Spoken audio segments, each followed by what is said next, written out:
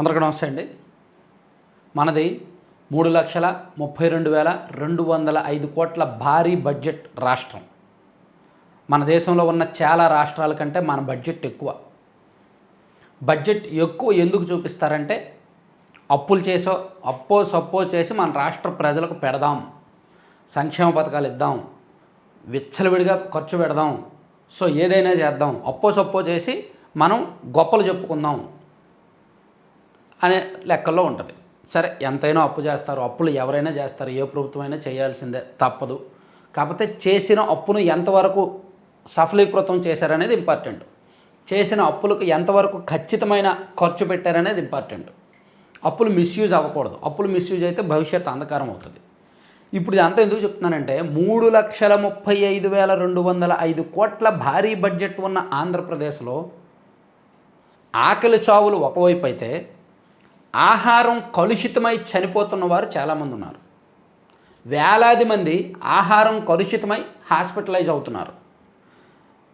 ఈ వార్త మనం అప్పుడప్పుడు చూస్తే సాధారణమే, కానీ అప్పుడప్పుడు వచ్చిన వార్తలన్నీ ఒకచోట పెట్టి చూస్తే అమ్మో ఇన్ని సంఘటనలు జరిగాయా అనిపిస్తుంది.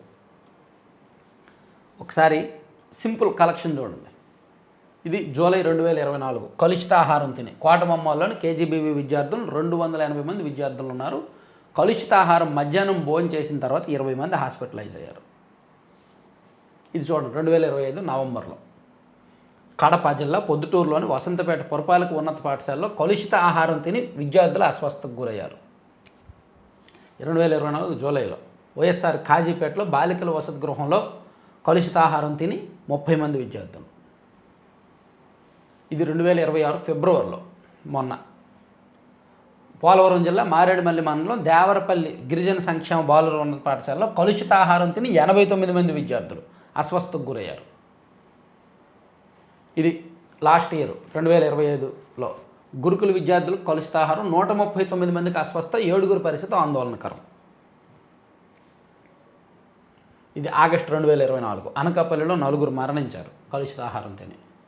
ఇది అక్టోబర్ 11, 2025 పెదనందిపాడు గుంటూరు జిల్లా పెదనందిపాడులో కలుషిత ఆహారం అనపన్ను గ్రామంలోని బీసీ వసతి గృహానికి చెందిన 54 మంది విద్యార్థులు కలుషిత ఆహారం తిని హాస్పిటలైజ్ అయ్యారు. ఇది కలుషిత ఆహారం తిని విద్యార్థులు. ఇలా మనం చెప్పుకుంటూ వెళ్తే చూడండి ఒక్కసారి సంఘటనలో ఈ కూటమి ప్రభుత్వం అధికారంలోకి వచ్చిన తర్వాత ఒక 1.5 ఇయర్లో జరిగినవి ఇవన్నీ కూడా, ఈ సంఘటనలు అన్నీ కూడా. సో దీని సారాంశం ఏంటంటే నేను చెప్పొచ్చేది, ఇంత భారీ బడ్జెట్ ఇస్తున్నామే, వసతి గృహాలకి ఇంత ఇస్తున్నామే, స్కూల్ ఎడ్యుకేషన్కి 32,000 కోట్లకు పైగా ఇస్తున్నామే, పిల్లలకు సరైన ఆహారం ఎందుకు పెట్టలేకపోతున్నారు? వ్యవస్థలో ఎక్కడ లోపం జరుగుతుంది? ఎంత మారినా, ఎంతమంది ఎమ్మెల్యేలు మారినా, ఎంతమంది మినిస్టర్స్ మారినా, ఎంతమంది అధికారులు మారినా, వ్యవస్థ ఎంత మారినా మన రాష్ట్రంలో కావచ్చు మన వ్యవస్థలో మారినవి రెండు. ఒకటి గవర్నమెంట్ హాస్టల్, 2 గవర్నమెంట్ హాస్పిటల్. మీరు ఒక గవర్నమెంట్ హాస్పిటల్కి 1000 కోట్లు నిధులు ఇవ్వండి, ఒక నెల రోజులు తిరిగి చూడండి, మళ్ళీ సేమ్ అంతకుముందు ఏదైతే దారుణమైన పరిస్థితులు ఉన్నాయో అవే ఉంటాయి.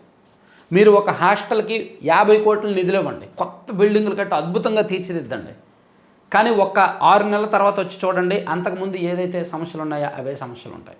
ఈ 2 వ్యవస్థలు మారవు ఎంతమంది కొత్త వాళ్ళని తీసుకొచ్చినా. ఎందుకంటే అక్కడ రూట్ లెవెల్లో వేళ్ళు అనుకున్నాయన్నమాట సమస్యలు. అంటే అక్కడ పనిచేసే సిబ్బంది నిర్లక్ష్యం, సో వాళ్ళలో ఉన్న నిర్లప్తత, బాధ్యతారాహిత్యం అలా ఉంటుంది.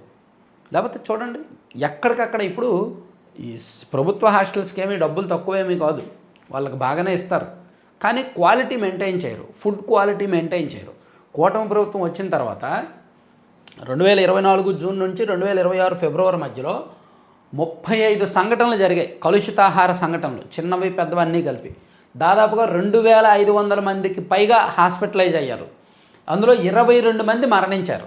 ఇది అధికారిక లెక్క. రకరకాల పత్రికల్లో వచ్చిన వార్తలు నేను చదువుకొని నమోదు చేసుకున్న లెక్క ఇది.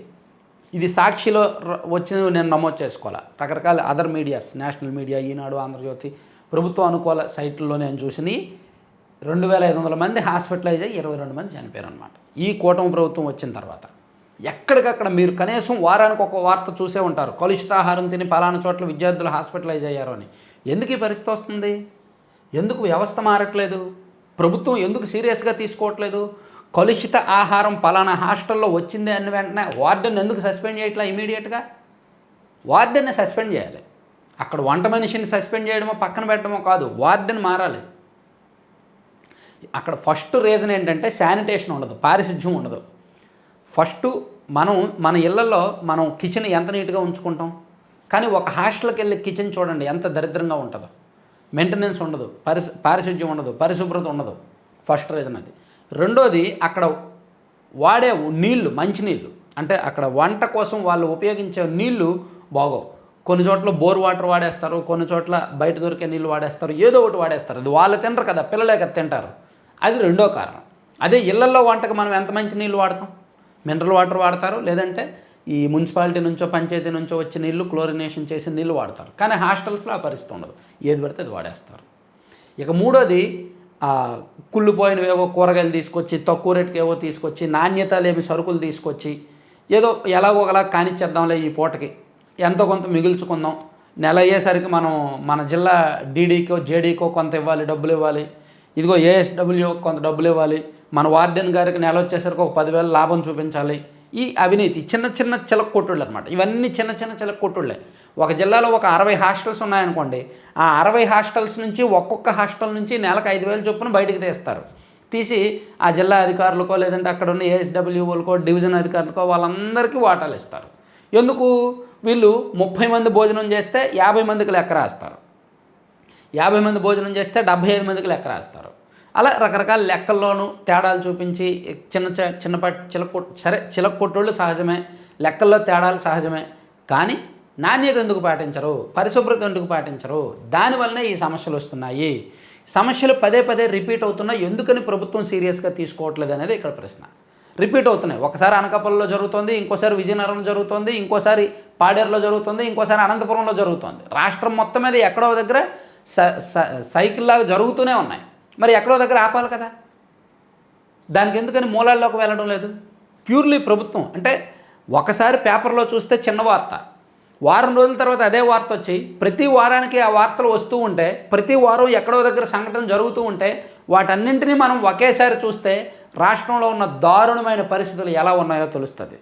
సో ఎస్సీ వెల్ఫేర్ మినిస్టర్ గారు, బీసీ వెల్ఫేర్ మినిస్టర్ గారు అండ్ లోకేష్ గారు వీళ్ళందరూ కూడా బాధ్యత తీసుకొని వీలైతే ఒక కమిటీ వేయాలి.